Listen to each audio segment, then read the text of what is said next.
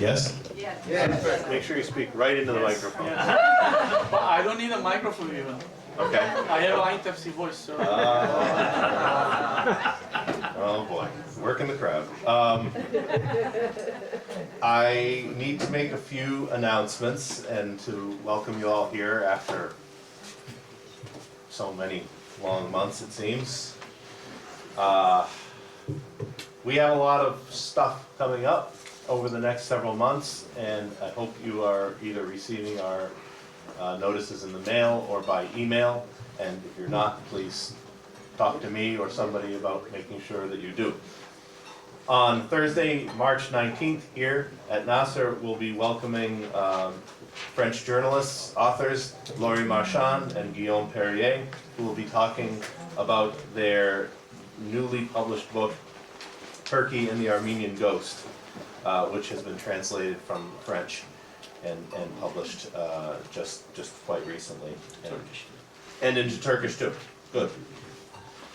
On Wednesday, March 25th, at Harvard Kennedy School of Government Star Auditorium, there will be a panel discussion entitled Armenia 1915, Auschwitz 1945, with Dr. Simon Payaslian, Dr. James Russell, and Mark Managonian, moderated by Hovannes Gazarian of the Kennedy School of Government. This event is co-sponsored by the Kennedy School's European Club, the Harvard Armenian Students Association, the Mashtot's Chair in Armenian Studies, and NAASR. That's Wednesday, March 25th at Harvard. What time is it? At 7 o'clock. And there are flyers for all these things up in the front. On Thursday, March 26th, the following day, at the Armenian Museum of America, Dr. Armen Khazarian from Yerevan will be speaking on medieval Armenian architecture, the School of Ani, and this is co-sponsored by the Armenian Museum, the Dadian Ostamel Chair in Armenian Art and Architecture at Tufts, and NAASR. On Sunday, April 12th, NAASR, in conjunction with the Near East Foundation, is presenting a program entitled Near East Relief and Its Legacy, a Century of Service to Armenians and to Humanity at the National Heritage Museum in Lexington. Does everybody know where that is? Yeah, you know where that is. This will feature the participation of Shant Marderosian of the Near East Foundation, the president, Dr. Suzanne Moranian, and Armenia's ambassador to the United Nations, Mr. Zorab Menatsakanyan, among others.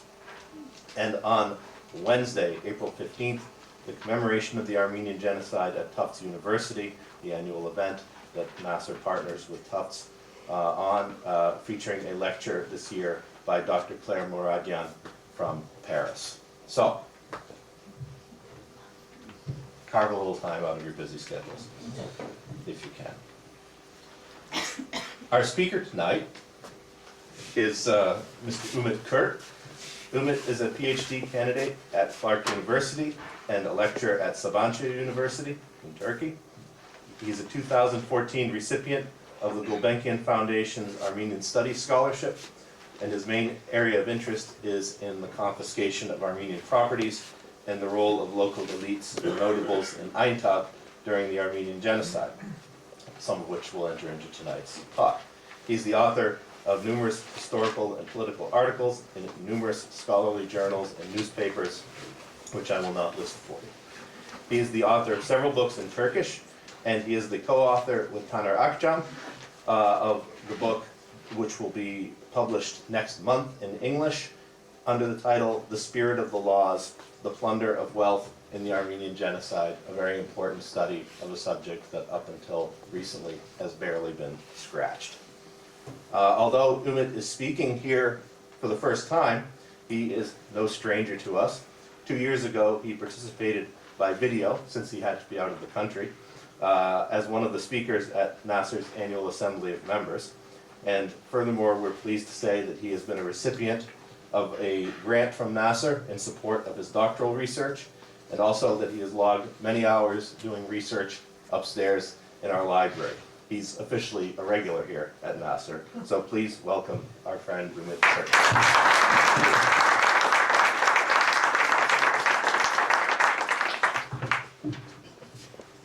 Thank you very much for all of you for coming over here in this cold weather. I'm still trying to get used to that. Of course, I would like to thank NAASR, this crucial institution, and Mark Mamigonian, first and foremost, who has given his support since I have been here, since I have started my PhD. I owe him a lot. And I would like to thank, of course, Carlos Gulbenkian Foundation for supporting my study. Today, I'm going to talk about actually some technical stuff regarding confiscation of the properties, the movable and immovable properties of Armenians, deported Armenians during the genocide, and I am trying to make a comparison between legal procedures exploited by the Union and Progress Party and later the Republicans, the Kemalist Republic, with the Nazis during the Holocaust. So I will attempt to give some general, like summary and brief information regarding the content of these legal procedures, like status, laws, regulations, temporary laws, and so on and so forth. And just to give you an idea how these two processes, have similarities, have similar patterns, and also differences. And this presentation also is a summary of my forthcoming article on this subject matter, which is going to be published in April 2015 edition of Journal of Holocaust and Genocide Studies, which is the Taner Akçam is the editor of that issue, this journal. Of course, there is a series of laws and decrees, as well as complex bureaucratic mechanism, were issued in the Ottoman-Turkish Republican and Nazi Germany periods concerning the administration of the belongings left behind by the deported Armenians and Jews. This presentation aims to analyze the expropriation process of these two victim groups within a comparative framework.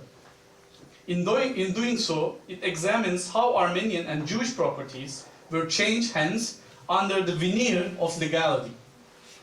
And this presentation also seeks to put forth similarities and differences between these two spoliation and dispossession processes. First, I would like to start with the Armenian case in a very brief. The laws and the legal rules and legal mechanisms which were promulgated during the Union and Progress Party and the Republican period were known as so-called abandoned properties. Abandoned properties laws. Abandoned properties like Likyal Abrankner or Envali Metruke. The majority of the said laws and the regulations came into effect during the Republican period as well. It is necessary to mention about several features and several particular elements of the Armenian genocide in connection with the confiscation of Armenian property. First, the only group of people whose assets were subject to liquidation from 1915 to 1918 was the deported Armenians. The properties of Armenians who were not deported were not confiscated. Secondly, because the confiscation of the Armenians' property did not take place on the basis of a racist ideology, unlike the case of Jews in Nazi Germany, no discussion of annulling Ottoman Armenian citizenship took place during the deportation and genocide. Moreover, unless Armenians were banished from citizenship specifically by a decision of the Council of Ministers or through their own individual resignations, their citizenship rights were preserved until as late 1964. Thirdly, the seizure of the Armenians' wealth did not take place in a form of permanent confiscation, müsaadere in Ottoman word. In other words, it was not stated anywhere that the goods or their equivalent values would not be returned to their owners. On the contrary, everything will be administered by the state on behalf of their owners, and everything was organized in such a way that goods or their equivalent values worth will be returned to their true owners eventually, although when this would actually occur, never specified. By seizing all movable and immovable property of the Armenians, the primary goal of the laws and decrees was to eliminate entire physical foundations of the Armenian existence in Anatolia. So I would like to talk about the certain significant rules and laws and degrees of the Committee of Union and Progress Party period. First one was the regulation of June 10th, 1915 regulation. This regulation stipulated the establishment of the Abandoned Properties Commissions. This 34-article ordinance regulated in a detailed manner how the property and goods of Armenians left behind would be impounded by the state.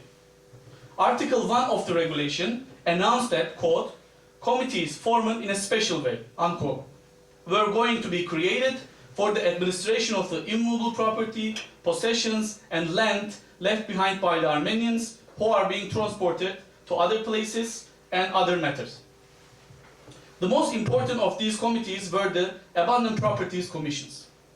Each commission will be composed of 3 people, a specifically appointed chairman, an administrator, and a treasury officer, and these commissions will work directly subject to the Minister of Interior, Talat Pasha.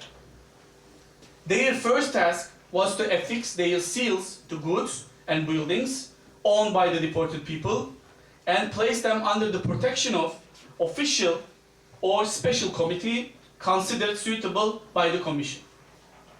After kind, quantity, and estimated value of the goods were estimated and the property taken into protection, so-called protection, they were registered in a detailed fashion together with their owners' names and then transferred to places like churches, schools, or inns which were suitable for use as storehouses.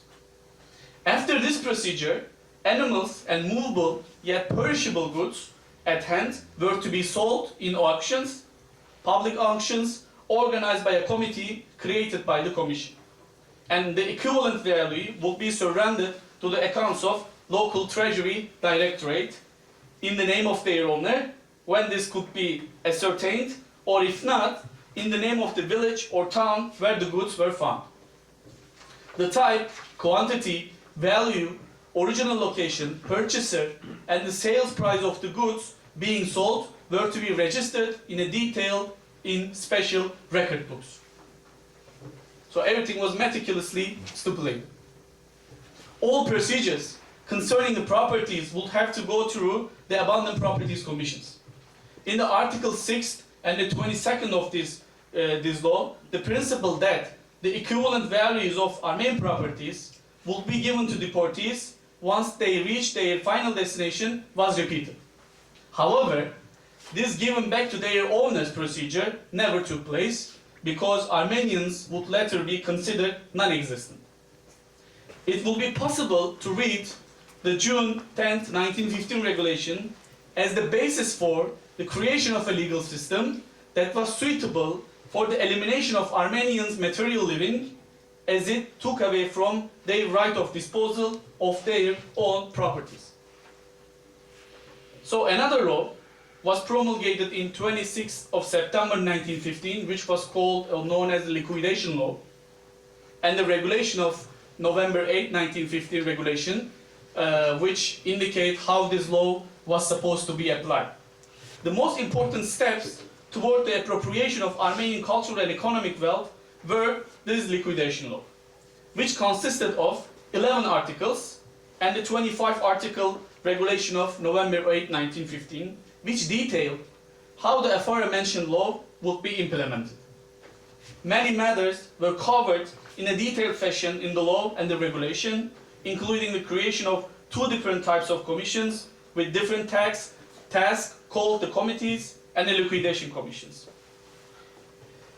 The manner in which these commissions were to be formed, the condition of work, including wages, distribution of positions and the powers among these commissions, and the various departments of ministers and the state, the documents necessary for application by creditors to whom Armenians owe money, aspects of the relevant courts, rules to be followed during the process of liquidation of properties, different ledgers to be kept, and how the ledgers will be kept, and examples of relevant ledgers. The temporary law of 26th of September is also known as the liquidation law, and its chief goal was the liquidation of Armenian properties. Its second article explained at which institutions the properties will be registered. In order to be liquidated, places like income-producing houses, inns, and the stores, as well as revenue-producing properties of pious foundations like Wakf, had to be registered in the name of the Pious Foundations Ministry, while the remaining properties will be registered in the name of the Finance Ministry. After properties were liquidated, that is to say, after the procedure concerning debts and receivable accounts were concluded, whatever remains was to be returned to the original owners. Another important issue we tweeted in this article is that if lying, fraud, and collusion occurred in property transfers transacted over 15 days prior to deportation, said transfers will be annulled. So Armenians who were supposed to be deported and the deportation decision was taken about these Armenians, they were not allowed to sell their properties before their deportation. The temporary law, and this law, liquidation law, also declared that a regulation will be promulgated about the formation of commissions and describe how provisions of the law will be applied. This regulation, which was agreed upon November 8, 1915, specified in a detailed fashion the protection of movable and immovable Armenian property, the creation of new committees for liquidation issues, and the working principles of the commissions.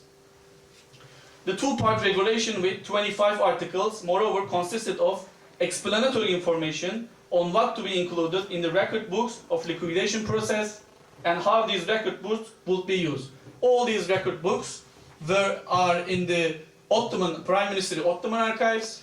We are talking about almost 35 liquidation commissions which were established at that time in 35 different vilayets in Anatolia, and which means we are talking about 35 different records books for 35 distinctive vilayets. So even though these archives, copies of these records are available in the Prime Minister archives, but it's not open to researchers. The regulation also stipulated the establishment, duty, and authority of the liquidation commissions. These commissions will be composed of a chairman appointed by the Interior Ministry and one person appointed each by the Justice and Finance Ministries. The commissions will keep tabs on the deported people's money, abandoned movable property, the sum of money on deposit and receivables, restitution, collection, and if necessary, the initiation of the lawsuits, the sale through auction of abandoned goods when there is no opposition, and the other matters within their purview, and they will also make any necessary decision concerning payments. Excellent system. All documents and transactions regulated and conducted by commissions, established through the 10th of June 1915 regulation, prior to these new rules coming into effect, will be transferred to liquidation commission. So abandoned properties commissions turn out to be liquidation commissions. The tasks of the commissions included confiscation of money and goods taken into protection by the government from the deported people and all the rest of their belongings. In addition, the commissions would ask banks and other institutions and individuals for the accounts of money and properties left behind.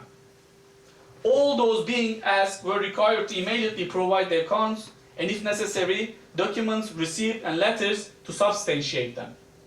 In this way, the government was also be able to seize the belongings the deported Armenians had trusted to other people. Their belongings later will be sold by the liquidation commissions in public auctions.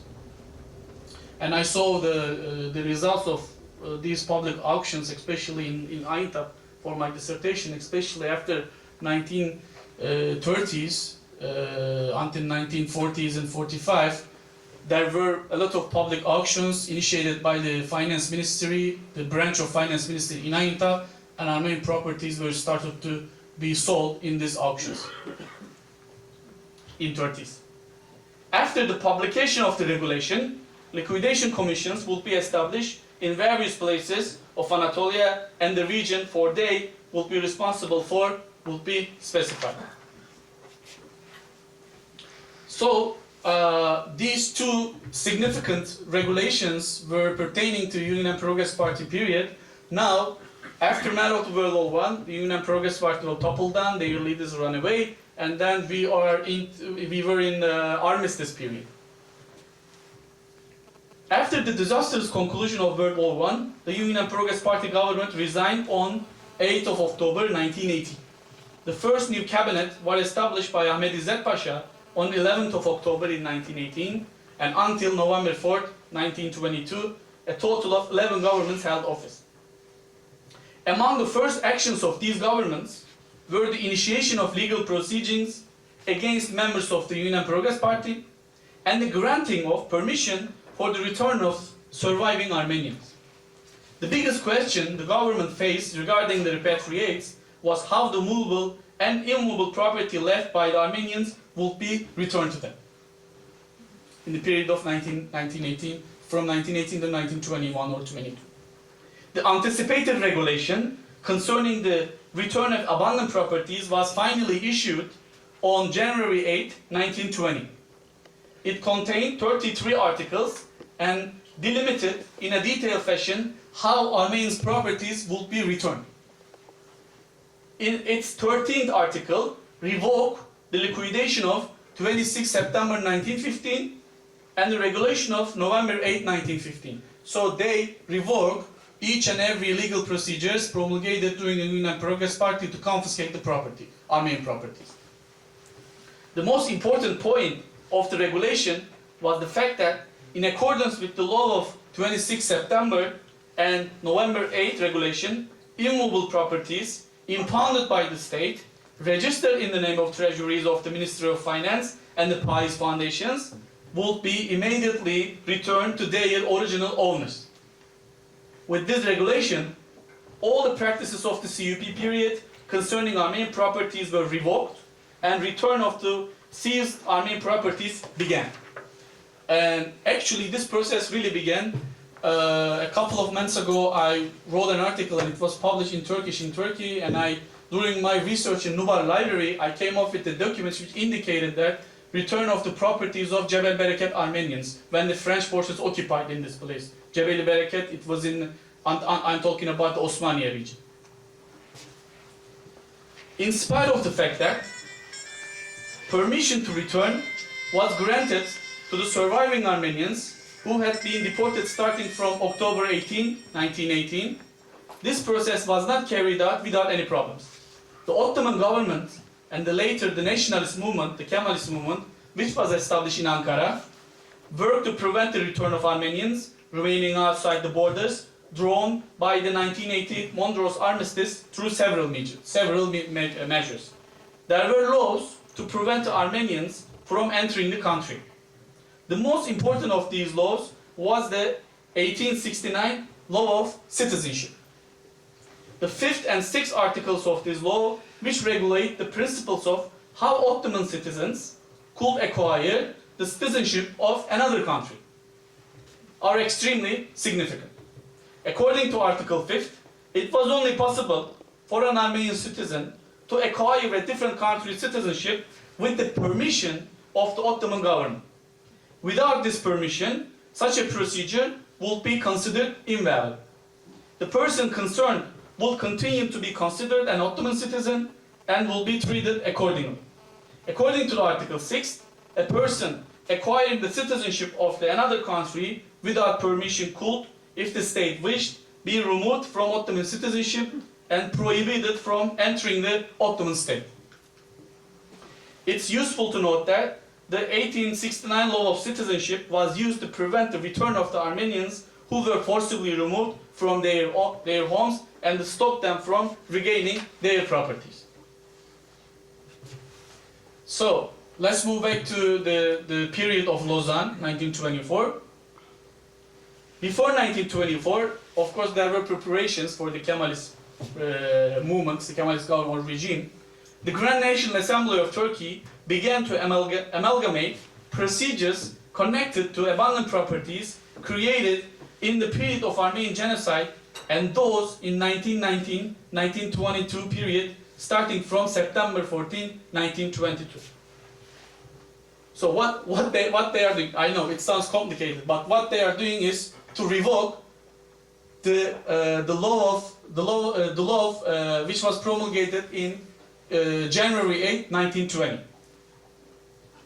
It was done through an extremely short one sentence, the decree. The regulation of dated January 8, 1920 on the properties subject to liquidation of people transported to other places is abrogated. Through this decree, which in practice came to be called the abrogation of the property regulation, the 26 September 1915 law and the November 8, 1915 regulation again came into force. So the Kemalist government acquired the laws of liquidation laws and the regulation during the CP period. They acquired the same laws in order to confiscate the properties of Armenians. The 26 September 1915 law and the November 8, 1915 regulation entered in the validity again together with the September 14, 1922 abrogation of the property regulation, although some changes were necessary to adapt to the new conditions. These changes, which were delayed for many reasons, were at first made through the April 15, 1923 liquidation law. 15 April 1923 liquidation law was the first liquidation law of the new Turkish Republic to confiscate the properties of Armenians. This law, with 9 articles in all, took as its basis this 26 September 1915 law, but formulated various modifications to it. The 6th article of this law is perhaps the most important of the newly addressed ones. This broadened the field of application of the law, including in it those who fled or disappeared after 1919. Henceforth, the September 26, 1915 law and the April 15, 1923 law, with its changes, will be applied together to movable and immovable properties, debts and assets abandoned by those disappearing in any way whatsoever, or leaving a place, or fleeing the foreign and occupied lands, or Istanbul, or connected places. With this change, people who it was announced will be covered by law and defined in its first and 6 articles will be identified as those who are fugitives, lost, or fled to other places. This will form the basis of all civil lawsuits in the Republican era, and it will be primarily Armenians who were referred by this definition.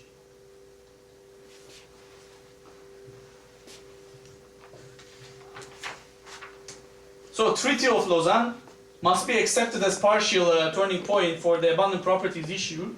The importance of this treaty is that through it, Turkey promised to return their impounded properties of Armenians who continue to live within its boundaries. Some laws and regulations issued later treated August 6, 1924, the date of validity of the treaty, as a milestone for this reason. Although various articles did propound the principle of giving these individuals either the properties or their equivalent values, Turkey, by interpreting these articles in a different manner, did not make such restitution. Moreover, it thwarted the return of the Armenians to Turkey to obtain their properties. The Lausanne Treaty provisions were extremely clear. In particular, they guaranteed that restitution will be made for the confiscated properties of Armenians, particularly in nationality and property and rights and interest sections. However, Turkey did not carry out these provisions. It only gave back the properties of Armenians who managed to remain within the Turkey's borders or succeed in entering Turkey unnoticed, while it attempted to confiscate those of Armenians living outside of Turkey. That's the reason why Lausanne has always been considered the main foundation of Turkish Republic.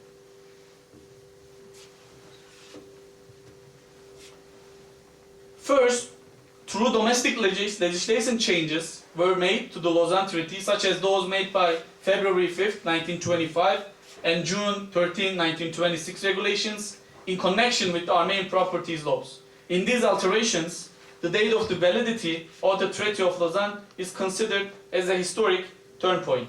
So, the rule is the following. if you are an Armenian, you have an Ottoman citizenship, you managed to escape during the war, you know, the so-called National Liberation War in 1919-1921, and then the National Liberation was over, the new Republic and new Grand National Assembly was established, founded, and then the new treaty was signed, Lausanne Treaty was signed. And in the Lausanne Treaty, Turkish government promised to give the properties of Armenians back to them.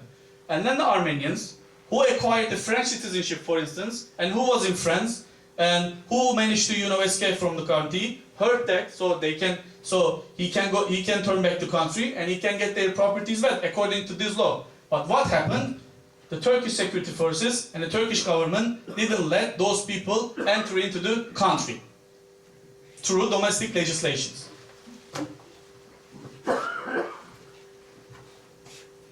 It was the case, and then of course you got a second shot because you are a citizenship of France, and the France was a part of Lausanne Treaty. All the articles in Lausanne Treaty were reciprocal. So French government wanted to defend, you know, the rights of his own citizen as a French citizen, and asking for and claiming for the properties of the citizen in question who bears the French citizenship. And then the Turkish government at that time used 1869 citizenship law by saying that this guy can be your citizen, but I don't make any decision to revoke his citizenship. That's why he still considered my citizen, and I can do whatever I want on my citizen. And since he didn't get permission to acquire another citizenship, to be naturalized, he didn't get my permission. Therefore, according to the Article 6, I have a right to not let him get in the country. And then the property was empty, and the time was passing, and it was subject to confiscation at the end of the day.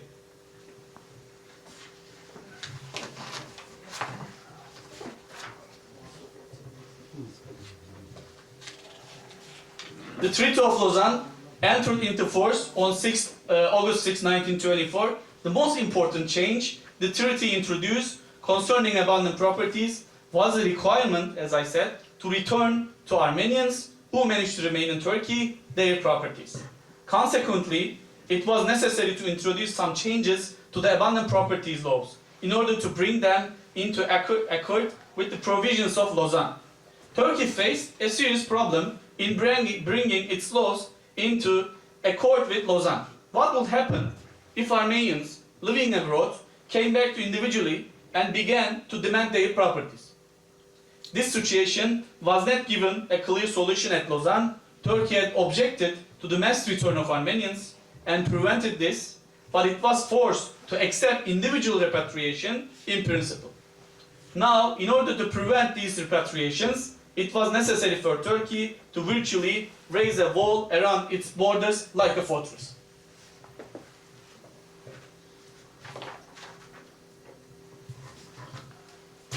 So, before jumping to a Jewish case, I would like to give some similarities and the differences between these two confiscation processes during the Armenian Genocide and Holocaust, respectively. First, expropriation of wealth and assets of Ottoman Armenians and Jews under the Nazi regime were systematic, organized, and deliberate process. By systematically distributing and auctioning of Armenian and Jewish possessions, both the CUP Republican and the Nazi regime turned broad segments of Muslim and the German population into accomplices of their policies of plunder and expansion, transforming them into material beneficiaries of Armenian genocide and the Holocaust. To pilfer and to expropriate Armenians and Jews and thus destroy their economic basis for survival was an essential component of CUP and National Socialist Party's policy. The application of so-called legal and bureaucratic mechanisms is the defining feature of the confiscation of Armenian and Jewish property.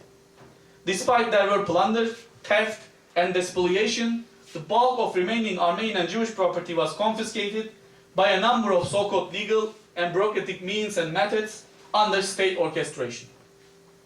The intentional euphemism of abandoned property administered and protected by the Turkish state and the property falling to the right was intended to ensure bureaucrats and state officers of the legality of their deeds. The exhaustive process of administrating and selling the property of deported Armenians and the Jews usually involved considerable administrative efforts, employing hundreds of local staff. In particular, the leaders of the CUP and the Nazi state sought to ensure that the lion's share of wealth went to the benefit of the Turkish state and the Nazi and the Reich.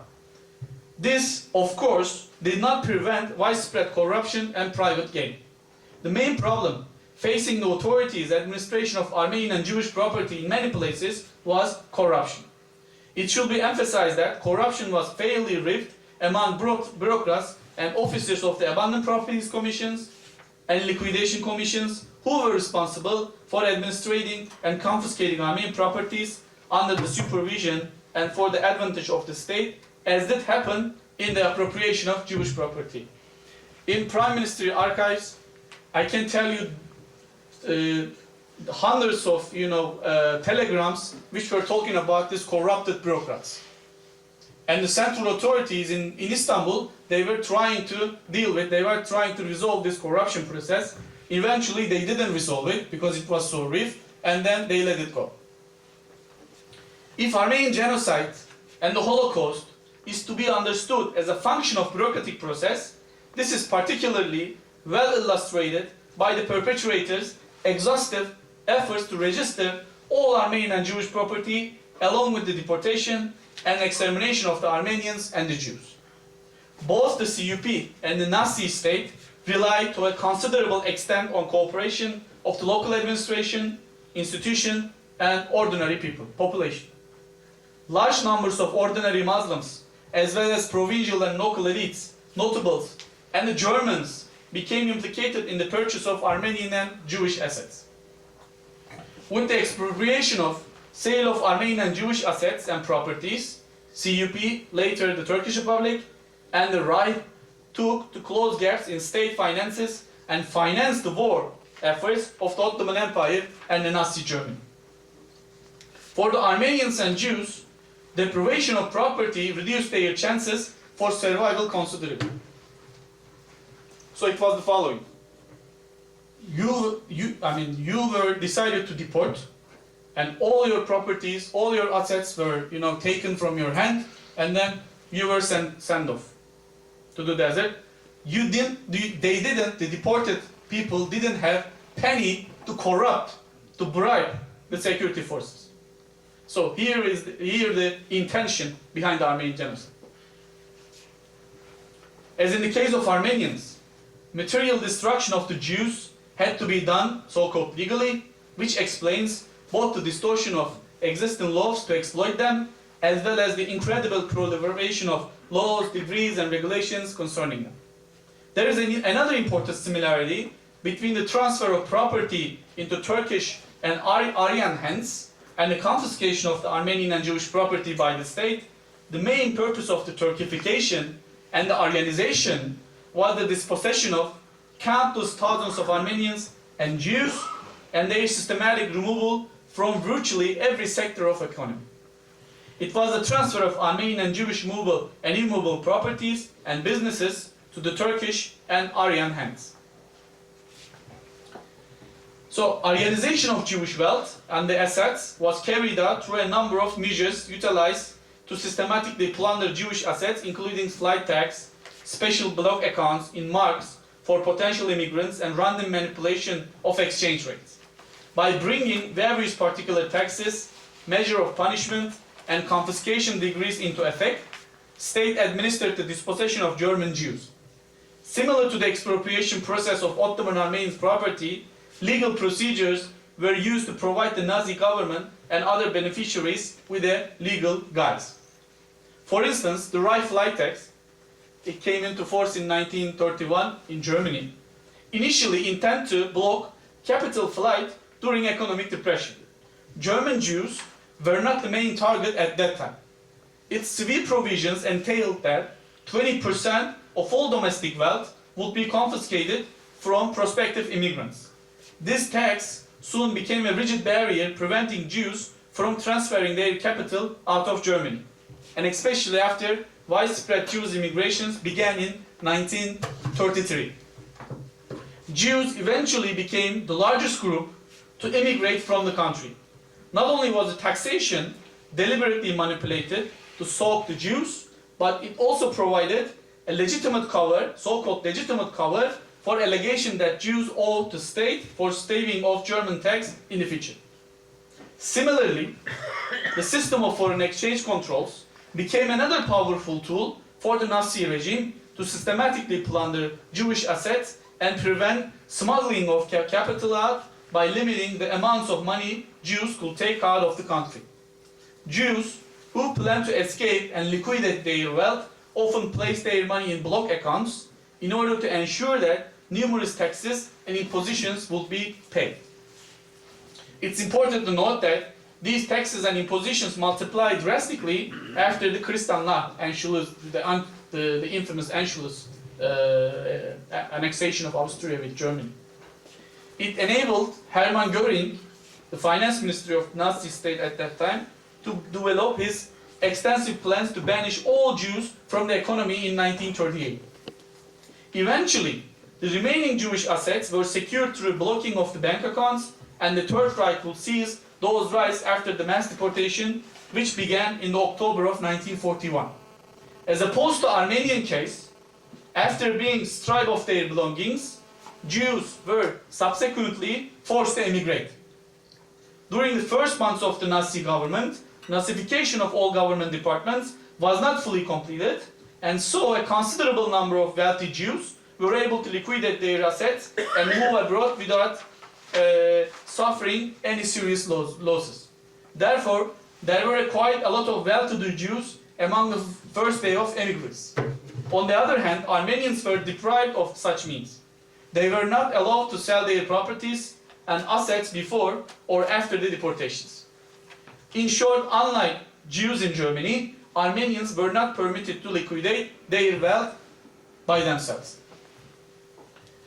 At the organization and agency level, the Finanzmasamt Moabit West, as the regular financial bureaucracy, was the main agency concerned with the expropriation of the Jews under the Nazi regime.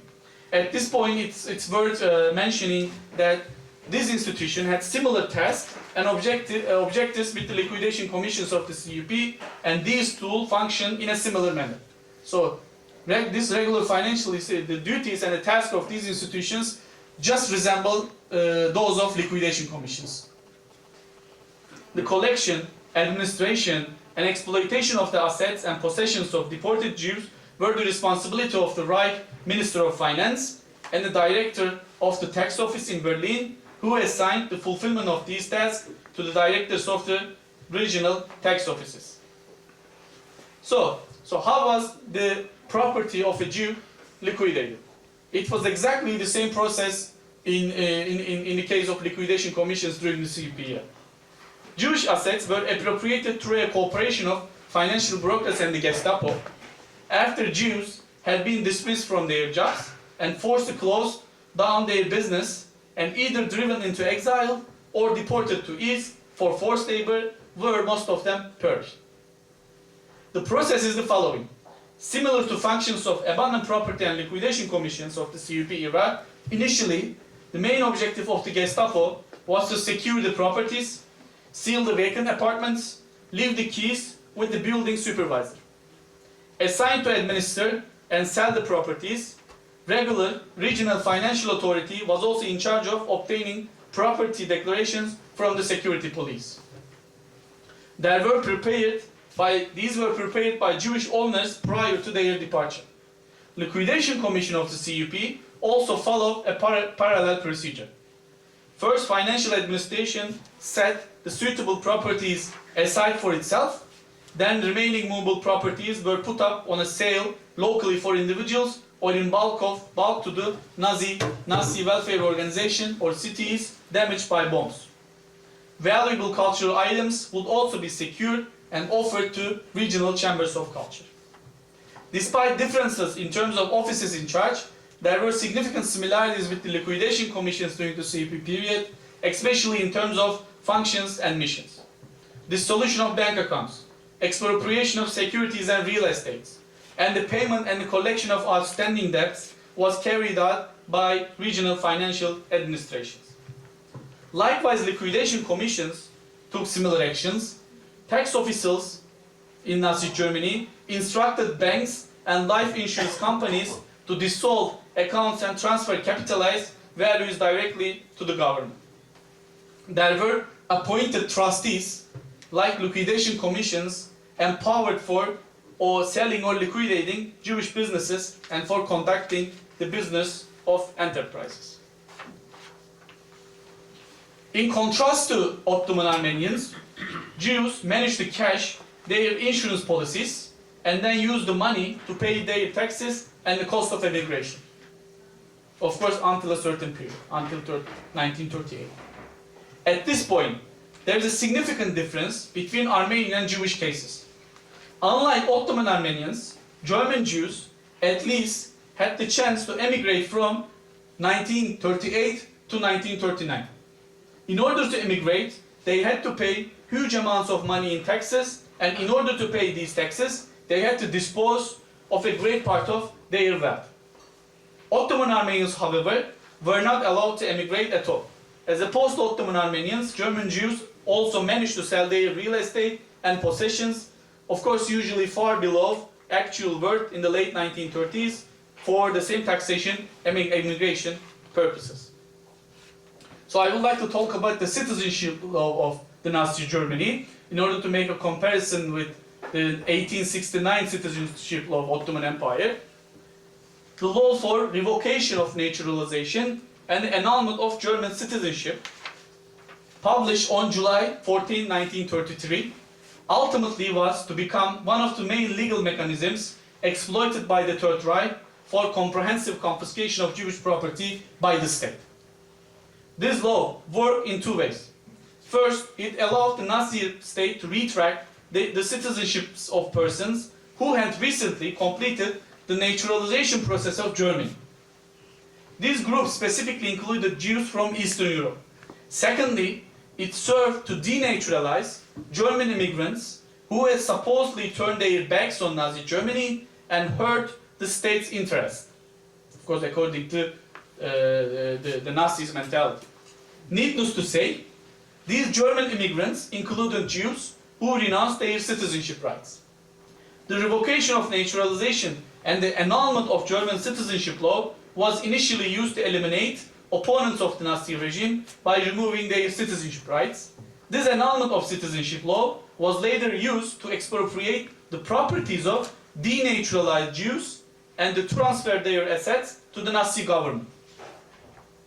While German state expropriated Jewish property and real estate by annulling individual citizenship, the CUP government and the Turkish state confiscated properties by not excluding Armenians from citizenship.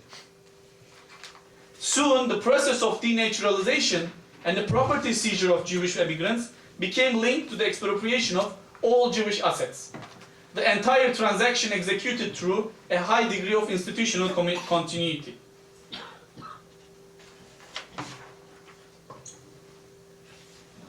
In the case of the Armenian genocide, liquidation commissions also performed similar procedures, except for the removal of the citizenship rights.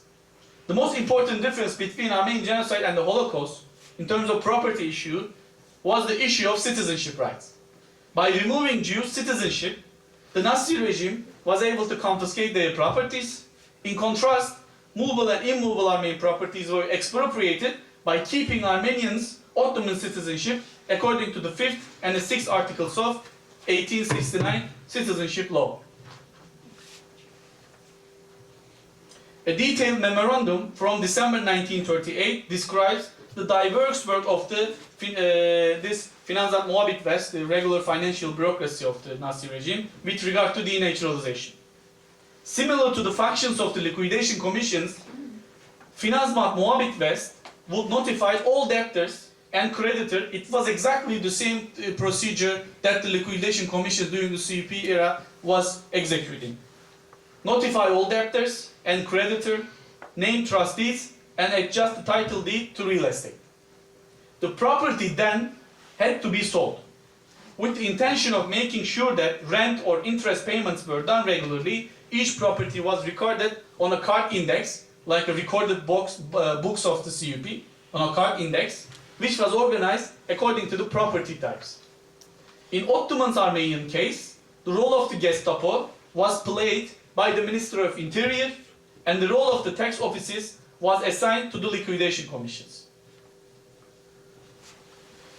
The 1933 Citizenship Annulment Law formed the basis of the 11th degree in 1944. This 1944 11th degree, it was an alteration to the existing German citizenship law in 1933.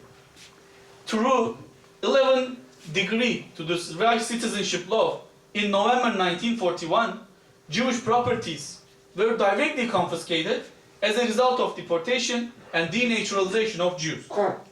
This decree was to simplify the seizure of the property from Jews who had emigrated abroad, as well as so-called legalizing the automatic confiscation of the property from German Jews deported east. The crux of the 11th degree to the Reich citizenship law is the following. It ordered the confiscation of all remaining property of German Jewish immigrants by stripping the remaining Jews in the Germany of their citizenship and property the moment they crossed the Reich's order. In October 1941, mass deportations of Jews started, German Jews especially. The moment Jews crossed the borders of the Reich, their citizenship rights were automatically annulled, and all their assets fell into the hand of the Nazi state. In contrast to that, there was no discussion of annulling Ottoman Armenian citizenship took place during the deportation and genocide. To conclude, by taking advantage of legal legislation, the CUP government and afterwards the government of the new Turkish Republic and the National Socialist government of the Nazi regime laid their hands on Armenian and Jewish properties. Throughout both dispossession processes, there were many similarities in terms of recording movable and immovable properties of Ottoman Armenians and German Jews through a serial legal mechanisms and the liquidation of their wealth by other bureaucratic institutions. Beginning with the CUP government and followed by the Turkish Republic, the confiscation process of all Armenian assets by manipulating the law was carried out. In the case of Holocaust, this process was accomplished through similar means. Jews within the Nazi Germany and other Jews from in various European countries invaded by Hitler's armies saw their wealth being transferred to the treasury of the Third Reich. Jewish properties and all their wealth were appropriated within the limits of the law, which provided a legitimate guide of the Nazi leaders. Therefore, they were able to finance the war and distribute the proceeds among the central and local actors who actively participated and supported the regime and various societal sections that belonged to the Aryan race. By annulling their citizenship rights, Germany reduced Jews' legal status to the civilian debt. In other words, legally they were completely disregarded. In the case of Nazis, so-called legitimacy of the veneer legality was mostly at a bureaucratic level.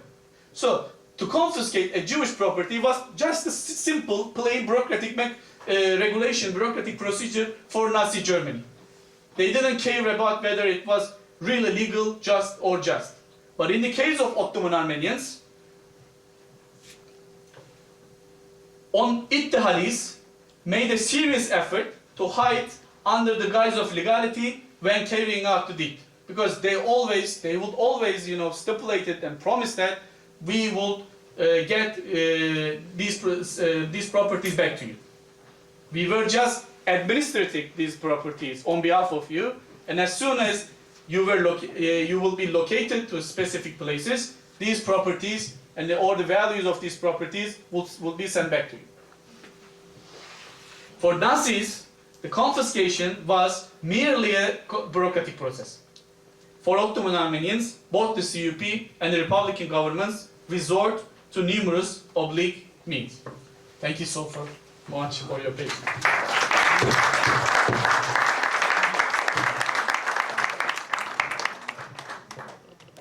Thank you, Umit.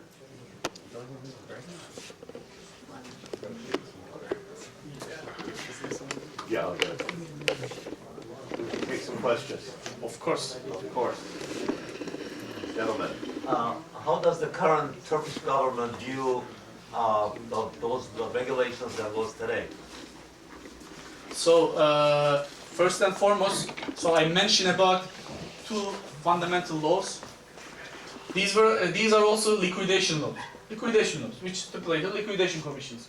One was 26th of September 1915. Another was April 15, 1923. There are similar laws actually, because the second one was the first liquidation law of the Turkish Republic. And this law was valid until 1989, which means they kept confiscating the properties of Armenians until 1989 on the basis of this law.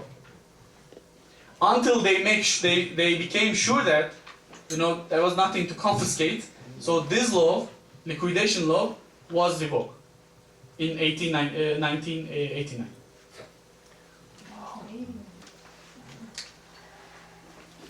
Yes, Sahar. I don't understand why the legal minds of the Allies can't challenge all this stuff that Turkey did. Why can't they cut all those laws apart and say they're illegal and they're not enforceable? Good question. Why hasn't this been torn apart legally? It's simple. I have a simple answer actually.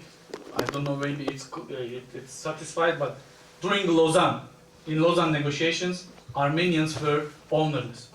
Armenians did not have any supporters.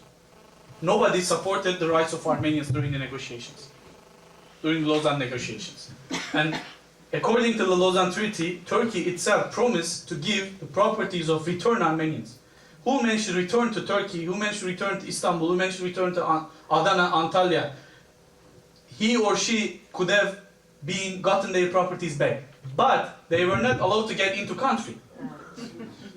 If they managed to get in, they bribed some people. There was such an incident, and this incident was outburst in newspapers, and it was regarded as insult to our our honor. 4 Armenian businessmen managed to get into country, and they got their properties back because they bribed the police director at that time. And this issue came to Turkish parliament in the secret meetings. You know what? Interior Ministry had to resign because of that. What year is that? 1929. Yeah. Yes, sir. My question is, what motivated you as a Turkish citizen to get involved in Armenian issues?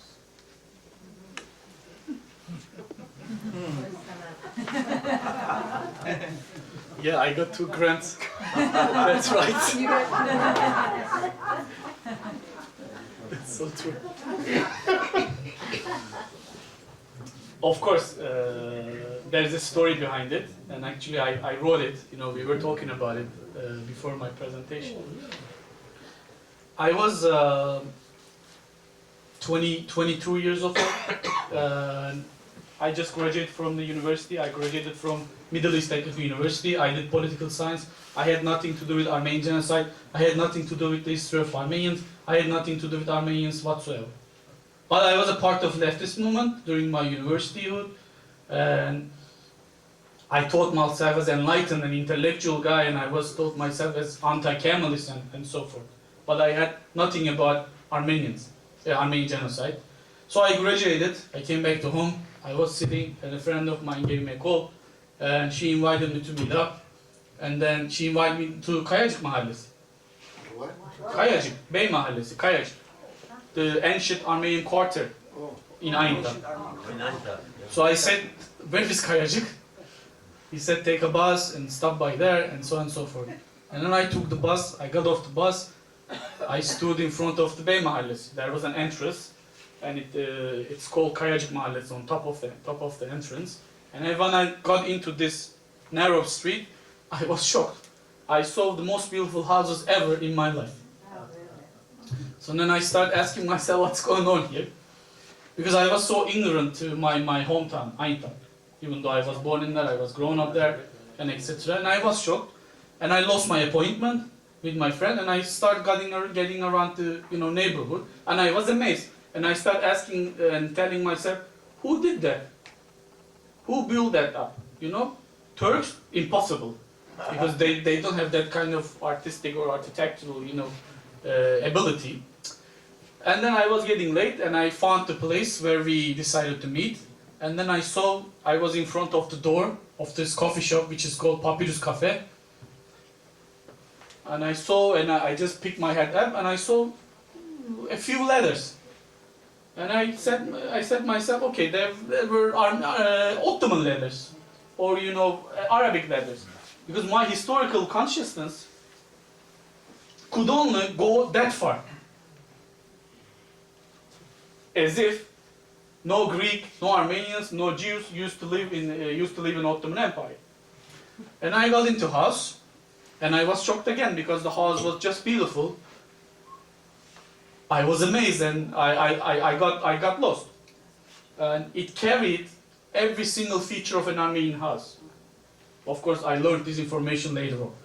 So I was a very curious guy, and I was really wondering who got that house and who used to live that house beforehand.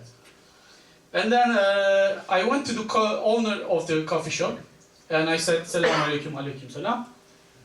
And I asked him, "Such a nice place. How did you, congratulations. How did you get that?" All of a sudden, I asked that question. Maybe it wasn't appropriate to ask such a question. And then he said, "From my grandfather." So I said, "So it was the first owner of that place, your grandfather?" He said, "No." And then who used to live there before your grandfather, or who used to run this place? Because he told me that it used to be a house. And he kept in a silence for a second. And he stopped, the conversation was stopped. And then all of a sudden, he started murmuring something, like, "Burada Ermeniler varmış." I said, "I couldn't hear you." He said, "Burada Ermeniler varmış." There were Armenians here, he was saying, but as if he was whispering, because he didn't want his voice to be heard. I said, what are you talking about? What the hell Armenians were doing here? He said, "Olur mu hiç, Armenians used to live here." So I said, "Where are they?" He said, "They all gone." I said, "So they all gone, and then they left this place to your grandfather then?" And then the conversation just was, over, and all of a sudden, I was so angry at myself because this ignorance in me, even though I thought myself intellectual, a leftist guy, anti-nationalist, critical of Turkish state, and etc., but did have no information, no knowledge regarding the presence of Armenians in his hometown. What a shame. And then I started reading, and I came to that point. What percentage of Turkish population knows where you know? Many people know. Many people know about the presence of Armenians. Who got that place? Never taught in the schools. So No, of course. It's not a part of history education in Turkey nowadays. That's why people like. But local people know. Local people are aware of all this story. They know. In the back there? Yes. Is it safe for you to return to Turkey? It's not safe nowadays, actually. It was safe, and it is safe, but recently, past couple of days, Dad called me. I gave an interview to Agos regarding Aintab Armenians. And the interview was so broad, and I was talking about deportation and the massacres of Aintab Armenians, how did it happen, the unfolding of each and every event according to the sequence of time period, and etc. And I was arguing that the local and provincial elites and local Lotobus, especially in Aintab, they participated in deportation and massacres of Armenians in order to get their properties. They supported the decision of the CUP to deport Armenians. I was making those kind of statements. And then this interview was made the news by one of the local newspapers in Aintab. And then these local newspapers, I know the owner of this newspaper. It's a nice news. I mean, he presented in a nice way. But other local newspapers got to know this, interview, and they got my picture from this news and they put it on their newspapers by saying that işte hain burada. Here is the traitor. And then, but it was really until that time, until that specific moment, I haven't experienced any bad things. I was comfortable. I am still comfortable. I can go to archives. I can meet any person, any people in Aintab and everywhere and etc. But and then a couple of people call my father saying that what are your the guy doing? What's he trying to do or something like that? Of course that has nothing to do with all these things. He doesn't know anything about it. He just, of course, he supports me always, but he doesn't know what I'm doing actually. But he knows what I am doing. What I am doing is dangerous. But Might you be accused of insulted Turkish history or culture or something? yes, but now actually these are all cheap campaigns, I don't give any value to those kind of things because Turkey, even though we are still democratic deficits and everything, all these disadvantages, shortcomings and setbacks, I can speak up, I can express my views, opinions and point of views regarding Armenian genocide easily. I just, it's a local place, local newspapers, I don't care. Have you checked your DNA? Because you look like an Armenian. It doesn't matter. Doesn't matter. Just want to comment, a number of us here have been to Entebbe and it's a beautiful city. And I actually believe that I was in that coffee house. It belongs to the Nazaretian family originally. She knows better than I do, on the very back. Ooh. Her mother was born in that house, right? Grandmother, sorry, yeah. Kara Nazaryan's house I'm talking about. Nazaretian. Nazar. The Nazar logo was Yeah, right over the door. the Iran consulate of Ottoman Empire at that time. Very, unique guy. Unique, yeah. Influential person. His sons and his whole legacy was just stimulating. Pam, yes. Yes, Bartini, go ahead. Thank you, first of all. You probably never get a chance to talk to Umit, so. Maybe it can be relevant here. So, how about passports from Istanbul going back to their countries, like in 1920s? People had to, they couldn't go back to their land. But they were in Istanbul. I know it from my family. Can you tell me a little bit about it? In what sense? In what sense? Like I have an aunt who was in Black Sea someplace, came to study in Istanbul, but she had to have passports or the family couldn't go visit Yeah, them. I see. So there were, I was talking about, the hurdles for the Armenians coming from out of Turkey. But for Armenians who were in Turkey, there were internal regulations. Those Armenians were supposed to get travel permission from going to Adana to Antep, for instance. For instance, you are Antepsi, but you got a property in Adana, and you heard that Lausanne Treaty was promulgated, and I can get my properties back, and you want to move from Antep to Adana, but the government says that no, you are supposed to take travel permission from me first and foremost. But they don't, since you are an Armenian, they don't give you travel permission. And the Lausanne Treaty, it was not an eternal treaty. It was such a certain period of time, and when this certain period of time is terminated, your properties was subject to confiscation because you were not in front of your property. It was an excellent system, excellent legal mind.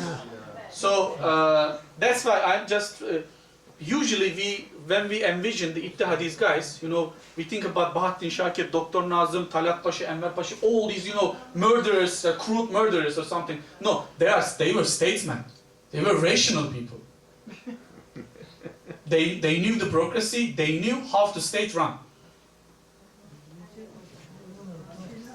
Yes, in regards to the abundance, the law abundance, which was in 1915 or so, in regards to that, it seems like there was so much effort on recording the information, putting all this down. Is it because the relationship with the Turks and Germans, is it all that information, the whole process came from the Germans? I never thought about it. It should be. Because it can never be interrelated. Yeah. I mean, that's the only thing. But we are talking about the two states. The state, Right. yeah, exactly. state mentality is the same. You know, of course, German state and the Turkish state, they have the same bureaucratic apparatuses, tools, and the same, and they are rational state actors. You know, and they are making use of this rationality, and they have the power to promulgate laws, to change laws. You know, according to their wishes, their pleasures, or whatever.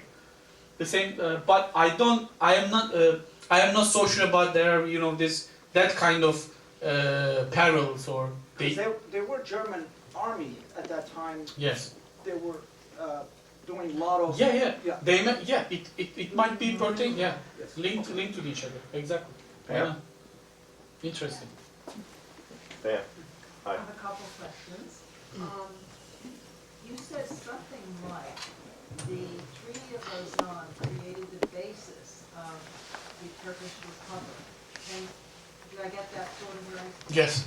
And was that about the fact that the Turks then didn't keep the agreement, but were able to keep therefore so much property that it funded the republic? Is that what you're? Yes.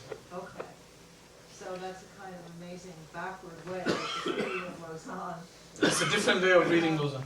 What I am arguing that, sorry to interrupt, but I am arguing that since the Turkish state is so embracing and so defending this Lausanne, you know, in a very honorable way and something like that, you know, Lausanne, because they own to Lausanne to confiscate Armenian properties. They what? They founded the Turkish state on the basis of Lausanne, Right. which means to keep confiscating Armenian properties. But not on the basis of it, on the basis of denying the Treaty of Lausanne. Yes, denying treaty. Yeah. By arranging domestic legislations accordingly. To the treaty? As opposed to treaty. Right. By not obeying Exactly. what they did. Exactly. Okay. So has anybody, and I think you've done work on this, has anybody actually traced what has happened to at least some substantial properties that were Armenian properties, either now belonging to the state or to individuals? Is this sort of written up and classified so one can see how much value the state now owns of properties that were taken from Armenians and how much private people possess that were taken? All these sources, all this information are available in the archives, but we can't reach those archives. Or For not instance, available in the archive. I spent 6 months in Prime Minister Oturum archives last year. So I went there each and every day from Kadıköy to Kağıthane, and I was looking for the records of liquidation commissions of Aintab. As I said, there were 35 liquidation commissions, and there was one for Aintab as well. There was one for Aleppo, and there was for one Aintab. So I was looking for the records of these liquidation commissions. I asked the guy, you know, he was a very good guy actually, he was very helpful. But when I came up with the question regarding Armenian property, he was always, you know, reticent and he didn't want to talk. And I kept asking, and then he gave me a name. So, Ermeni malcısı geldi. The property guy is coming. Yeah. He said, I asked him once, it was an unbelievable anecdote. I asked him, so, Fuat Bey, yes, there were liquidation commissions, right? Yes, of course. So what were the duties of these liquidation commissions? He mentioned what exactly I have just pointed out. And I said, oh, okay, so we have those books, those records, right? He said, of course, we are talking about Turkish state. So I said, where are they? He said, what are you gonna do with them? I said, I'm gonna take a look at it. They are not classified and cataloged yet. Since they are not cataloged yet, I can't talk about these records. So that means, I reply him, that means you saw those records. He said no comment. So how did Mr. Erdogan wants us to go and open up the archives and I wrote an article about that matter too. Armenian archives are open, he's lying. I went to Yerevan, I spent 2 months over there, and I went to each and every archive in Yerevan. I had no problem.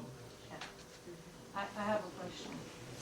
As descendants, if we kind of know, or by last name, what do we do now, 3 generations away? Do we have any rights to go back individually? It's a legal, you should talk to a lawyer in order to get the neat information, but since I'm dealing with that subject matter, I got to know something from the lawyers. You do have a right to check the properties of your heirs, if the surnames, comply with each other, but you should do that with a lawyer.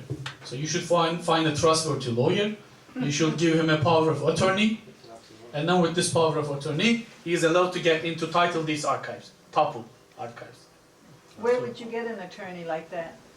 There are lawyers, they are doing these I have things. contacted many. I have the original deeds to the house. I've So, seen the house and there are- property. My grandmother's name is in it with her signature, with the Ottoman seal. I have the deeds. Try and get the property. The one in California, I contacted so many. No, you should do that within the boundary of Turkey. There are 2 lawyers in Turkey, in Istanbul. One of the lawyers is an Armenian, and for instance, and they are not only dealing with the properties of the wakfs, pious foundations. They are also looking up individual properties, and they are opening up a number of lawsuits before the Turkish court. These 2 lawyers. I know cases from New Jersey, I know cases from California, Los Can Angeles. you give me the names of those attorneys and their Sure. addresses? Of course. see Nishan Tunisian, he's collecting all this stuff. Yes. Seriously, For your own information, last 6 months, they are not opening any of the, even the people who have deeds, to get proved, they are not opening at all. I know that for a fact. They're I'm not opening gonna what? go further than that, but I know that for a fact. Title deeds, archives. Legally, archive. Legally. No, Deeds archive to prove that belongs to that particular family, even they have the deeds, they are not opening the records. yes. There you go. They're not. Of course, because there are laws. They made laws to prevent it. Yes. In 1986 and 2004. Even you have one of the most powerful lawyers, they're not opening. I know that for a fact. So don't waste your money then. So don't waste my time. I have the original deeds, and I've seen the No, property. seriously, I Nishan heard Tunisian that, is collecting all huh? these titles. That there was, Nishan. Wait, wait, wait. there were Armenian ownership of Incherly, where the Air Force base is. Yeah. I've heard that where the U.S. Air Force, right, the U.S. Air Force base was owned by Armenians. Yes, It is. Okay, so is somebody actually trying to Yes. get that land back now? yes, yes, yes. These 2 lawyers are dealing with that case. Okay. I know it personally. So do you think that would create any kind of news within the U.S., that that's an issue, that the Air Force base is based on, Armenian property, and that, I haven't seen anything in the news about it, have others? But it just seems to me that it's rather newsworthy. No, these lawyers, of course, they are doing it in a secret way because it's very dangerous, It's so hazardous for them, and they don't want to all process wide up. That's why they do it very carefully and meticulously. They are doing it like they are dealing with a simple case, like an ordinary case. Uh-huh. In the United States, if you buy a house, the bank forces you to sell you the title insurance, just in case an Indian guy shows up at your door. What's the case in Turkey when they sell you those houses that belongs to Armenians, like let's say years ago? You can always ask for the current value of the property itself. You cannot get the real property as it is, because this property has already registered and the title deed has been given to the owner. But when you prove that your property used to be owned by the heir of your, your relatives or your grandfather, whatever, they have to pay you the current value of this property because they stipulated that in their own laws. They said that. Government or the occupier? Finance Ministry, Government. Hazine, Treasury, The treasury. Treasury. Pam? And they sold it I'm curious, if you happen to know what the procedure has been in Karabakh and Azerbaijan with properties that were left, abandoned, in quotes, during the mutual ethnic cleansing. And if you also happen to know anything about what happened to properties in Israel when the Nakba took place, and Palestinians, so many of them, not all, but many went to Jordan, and their properties are still in Israel, in the state of Israel. I know. Excellent questions, but I have no information. Yeah, but these are all really tenable questions. We should work on it, really. Let's close here and say thank you.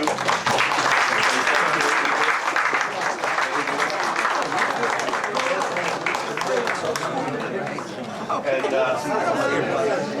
there are refreshments. Stick around. Oh, yes.